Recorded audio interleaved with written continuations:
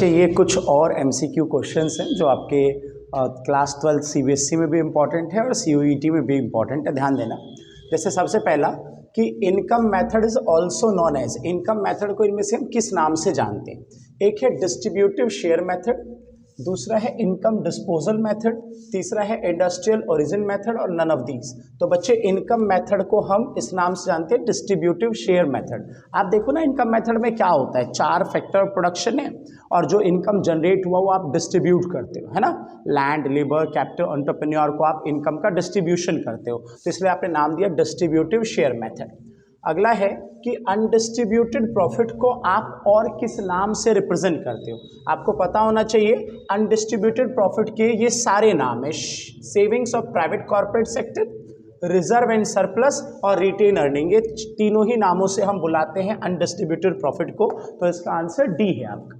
फिर आगे चलो, देखो क्या है क्वेश्चन नंबर 9 में कि भाई the value of intermediate consumption will be, intermediate consumption की वैल्यू क्या होगी इनमें से?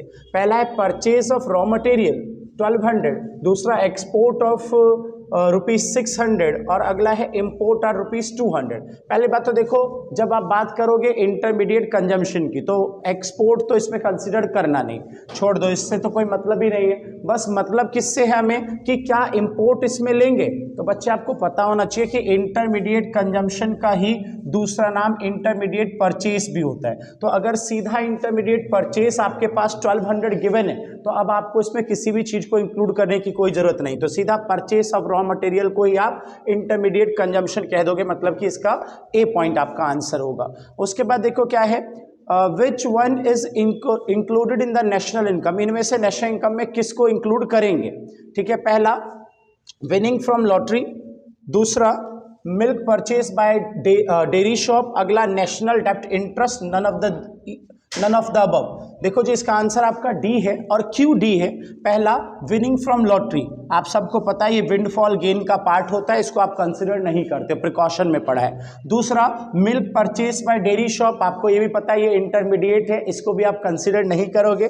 और नेशनल डेब्ट इंटरेस्ट, इसमें आपको क्या ध्यान रखना होता है कि अगर किसी ने लोन लिया और कंजम्पशन पर्पस के लिए लिया तो कंजम्पशन के लिए जो लोन लेते हैं उसके इंटरेस्ट को नेशनल इनकम में इंक्लूड नहीं करते हैं।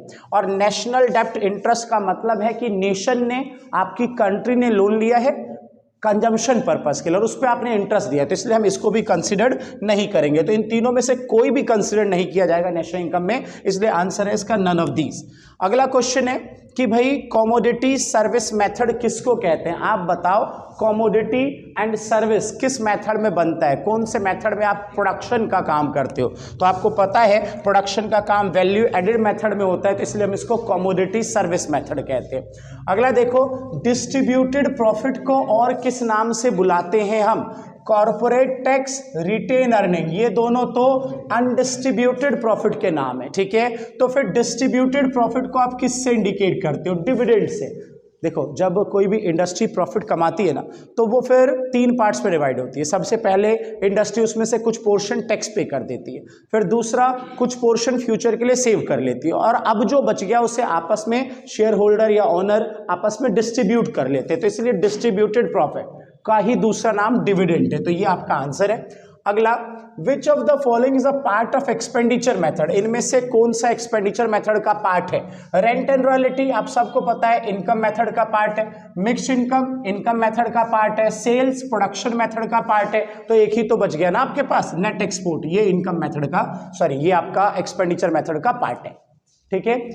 नेक्स्ट क्वेश्चन है, if NDP at FC is 1500 और क्या गिवन है? Net factor income to abroad 500, तो हमें एनएनपी एट एफसी कैलकुलेट करना है। देखो हम सब जानते हैं कि अगर एनएनपी एट एफसी चाहिए और एनडीपी एट एफसी गिवन है तो डीपी को एनपी पे लाने के लिए प्लस करना है NFIA, net factor income from abroad. तो ये गिवन है 1500 और net factor income from abroad नहीं गिवन हमारे क्वेश्चन में। हमारे क्वेश्चन में गिवन है net factor income to abroad. To मतलब अब्रॉड वाले हमसे ज्यादा अर्न करके ले गए, तो अब हम प्लस ना करके क्या कर देंगे इसे -500।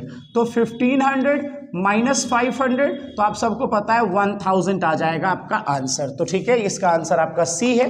Last question, which of the following is included in domestic income? इनमें से किसको डोमेस्टिक इनकम में इंक्लूड करेंगे?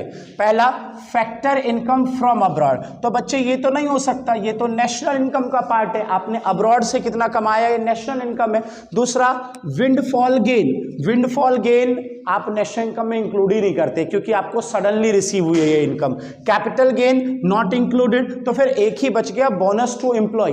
थोड़ा ध्यान रखें, यहाँ पे बोनस देख के कुछ बच्चे कंफ्यूज होते हैं। बोनस दो टाइप का होता है, एक होता है फेस्टिवल बोनस जिसको कंसिडर नहीं करते हैं, और एक नॉर्मल बोनस जो वर्कर को और उसका एम्प्लॉयर दे रहा है, उसका मालिक दे रहा है उसके एक्स्ट्रा वर्क के लिए। तो बोनस टू एम्प्लॉय को आप कंसिडर करोगे डोमेस्टिक इनकम में, लेकिन अगर यहाँ पे फेस्टिवल बोनस लिखा होता तो आप इसको भी मना कर देते। ठीक है, तो ये आपके कुछ क्वेश्चन है एमसीक्यू, देख लो, फिर अगली क्लास में और लाएंगे।